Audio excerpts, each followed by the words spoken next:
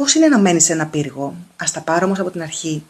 Βρέθηκα στον πετρόχτιστο οικισμό της Πάνο Καρδαμίλης, η οποία ενσωματώνει τα πυργόσπιτα των οικογενειών Τρουπάκη, Μούρτζινου, Πετρέα, Μπαχλέμπα και Μπουκουβάλα.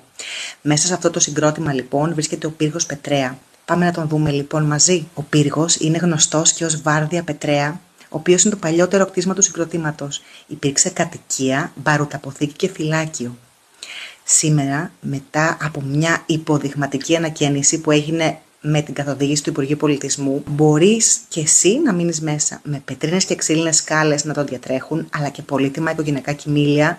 Προσφέρει στον επισκέπτη μια ξεχωριστή ταξιδιωτική εμπειρία, αλλά και μια ματιά εκ των έσω στην ελληνική ιστορία. Ο πύργος Πετρέα εντάσσεται σε ένα από τα εμβληματικότερα οχυρωματικά συγκροτήματα της Μάνης, το οποίο υπήρξε ο τόπος κατοικίας της οικογένειας Τρουπάκη Μούρτζινου, τελευταίων καπεταναίων της Μάνης. Τι άλλο θα ήθελες να μάθεις για αυτό το ιστορικής σημασίας κατάλημα? Ρώτησέ με στα σχόλια.